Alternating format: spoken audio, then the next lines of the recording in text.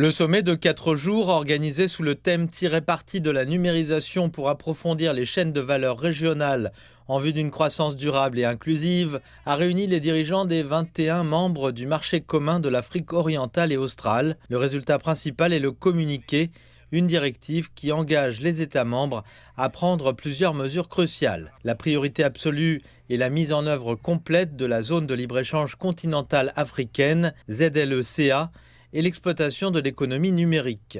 Les dirigeants du COMESA se sont engagés à harmoniser leur politique commerciale afin de garantir que la région puisse être compétitive sur la scène continentale.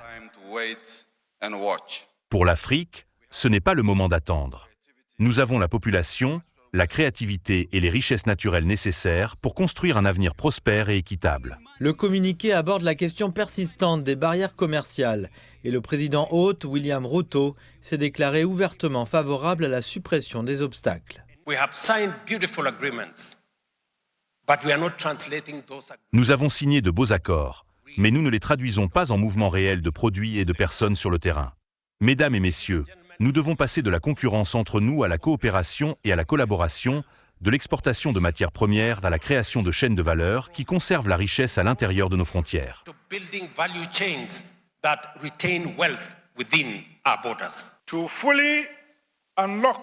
Pour libérer pleinement le potentiel du COMESA, il faut s'attaquer aux barrières non tarifaires, aux lacunes en matière d'infrastructures et au désalignement des politiques.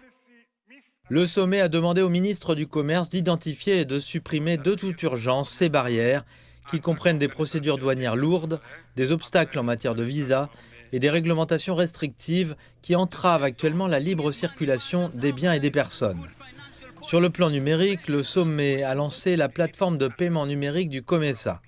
Cette initiative vise à rationaliser le commerce électronique, les paiements numériques et les flux transfrontaliers de données, afin de faciliter les échanges commerciaux au sein du bloc, en particulier pour les petites et moyennes entreprises. Nous pensons que lorsque nous mettrons en œuvre le protocole sur le commerce numérique, l'économie numérique africaine passera de sa valeur actuelle de 180 milliards de dollars américains à plus de 700 milliards de dollars d'ici à 2050. Le sommet a également abordé les questions du changement climatique et de la sécurité alimentaire. Les dirigeants ont convenu de stimuler la production agricole et d'investir dans des technologies intelligentes sur le plan climatique afin de garantir l'autosuffisance alimentaire de la région.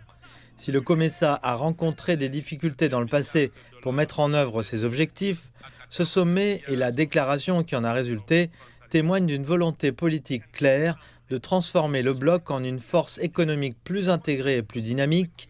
Le président kényan William Ruto a pris la présidence du COMESA, le Zimbabwe occupant la vice-présidence.